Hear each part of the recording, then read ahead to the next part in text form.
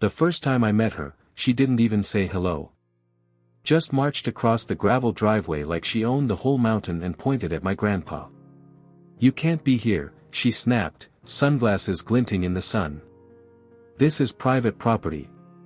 HOA rules." Grandpa didn't flinch. He was sitting on the porch of our family's old log cabin, sipping coffee from the same battered mug he'd used for 30 years. He looked her up and down, sighed, and said, "Ma'am, I've been here since before your HOA even existed." That didn't sit well with her. "I'm Karen," she barked. Of course she was. President of the Mountain Pines Homeowners Association. "I don't care how long you've squatted here. This property doesn't meet the updated codes. You have to vacate immediately or we'll file a formal complaint." I had just stepped out from inside the cabin, mid-breakfast, hearing her raise her voice. The woman looked at me like I was part of some backwoods cult. "This is my family's cabin," I said calmly but firmly. "It's been here since 1964.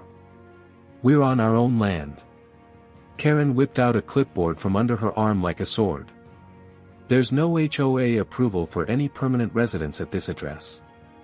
And this porch," she gestured like it personally offended her, "is a violation of Building Code 18B.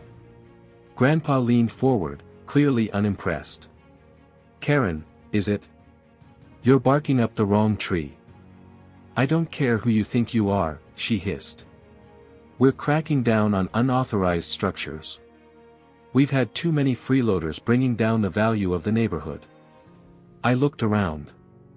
The nearest neighborhood was a 5-minute drive away down a winding dirt road. Mountain Pines had been swallowed up by overpriced vacation homes, most of which sat empty 10 months of the year. Ours was the last real cabin on this stretch of land, and it meant everything to Grandpa. She handed me a notice. "You have 72 hours to vacate or appeal to the board."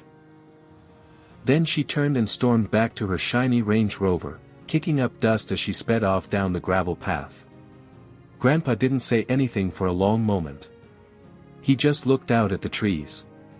"She really doesn't know who I am, does she?" he said finally, almost laughing. I raised an eyebrow.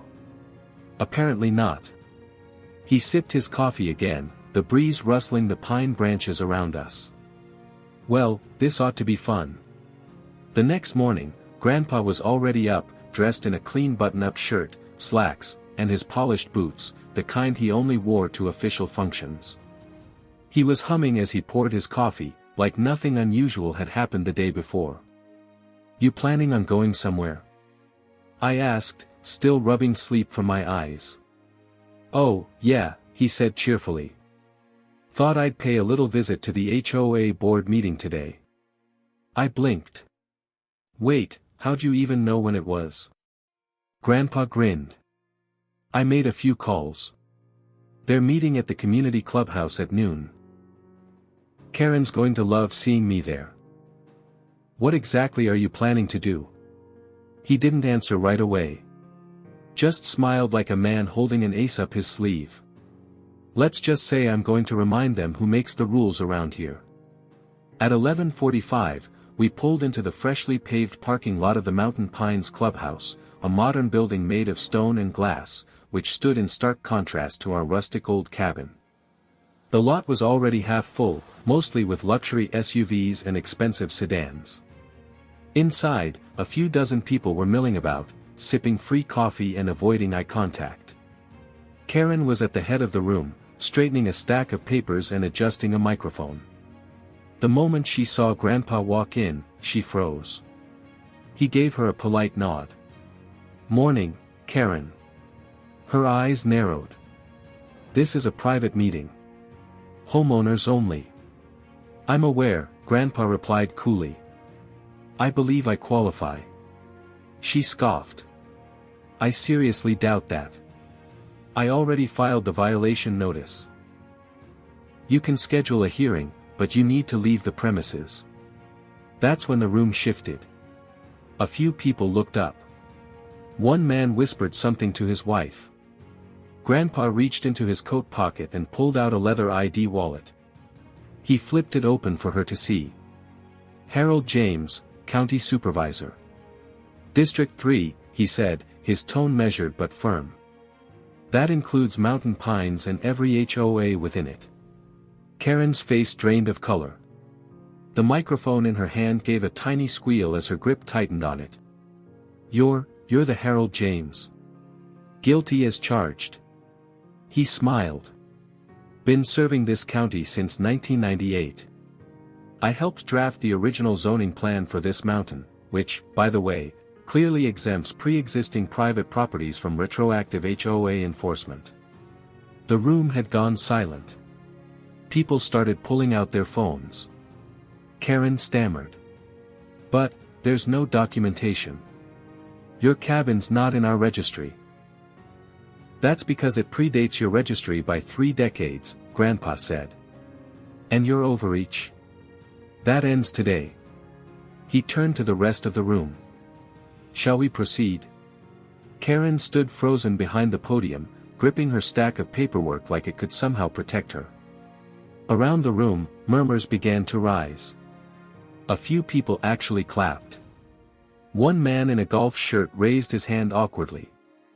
Mr. James, if you don't mind, are you saying the HOA can't enforce anything on older cabins? Grandpa stepped forward, cool and steady.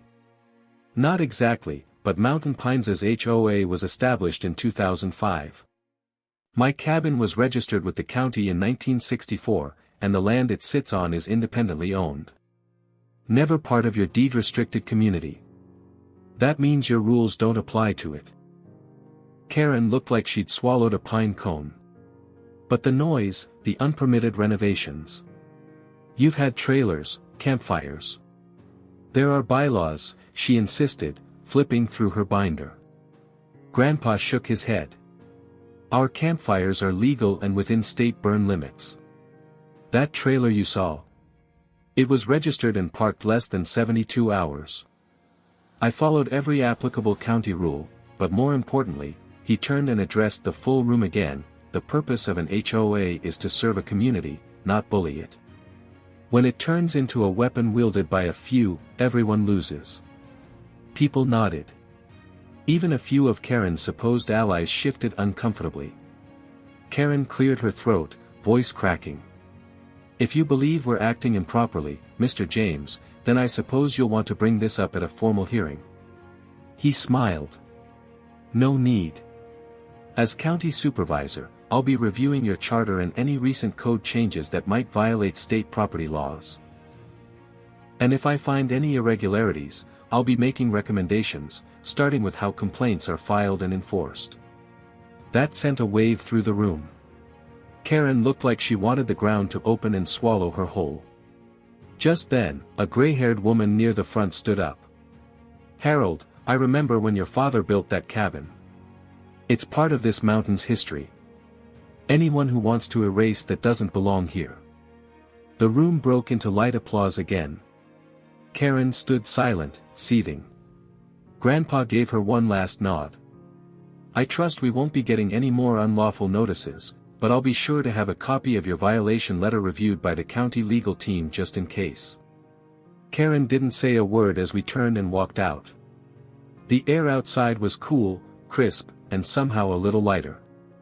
Back in the truck, I looked over at Grandpa. You didn't have to go that hard on her. He chuckled. Son, I didn't even break a sweat. It didn't take long for word to spread. By the end of the week, the official HOA newsletter, normally just a dry list of landscaping reminders, featured a rather vague correction about enforcement boundaries along with a new policy: any action against a resident must now pass legal review before issuance. Karen's name was suspiciously absent from the president's message. Grandpa didn't say much about it. He just went back to his usual routine, splitting firewood, tinkering with the old Jeep, and drinking his morning coffee out on the porch like always. But every now and then, I caught a little smirk when he flipped through the mail and saw nothing from the HOA. A few days later, we were up fixing a leak in the roof when a different SUV pulled up the driveway. This one didn't belong to Karen. It was a younger man, probably mid-30s, who stepped out wearing a Mountain Pines HOA badge. He raised his hand in a cautious wave. "Hi there, Mr. James." Grandpa climbed down the ladder slowly. "That's me." "I'm Derek," the guy said, already a bit nervous. "Vice President of the HOA. Just wanted to say, I wasn't aware you were the Harold James.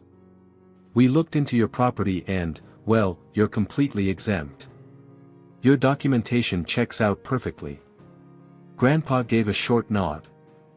"I figured as much." Derek shifted on his feet. "Honestly, a few of us on the board weren't comfortable with how Karen handled things. She tends to escalate." I raised an eyebrow. "Is that a nice way of saying she abuses her authority?" He chuckled awkwardly. "Let's just say the board is reconsidering some leadership positions, and we'd like to offer an apology on behalf of the HOA. We were out of line." Grandpa extended a hand. "Appreciated." After Derek left, Grandpa went back to hammering down shingles like nothing happened. But later that evening, while we sat around the fire pit out back, he finally said something I hadn't expected. "You know, I never wanted power," he said, poking at the fire with a stick.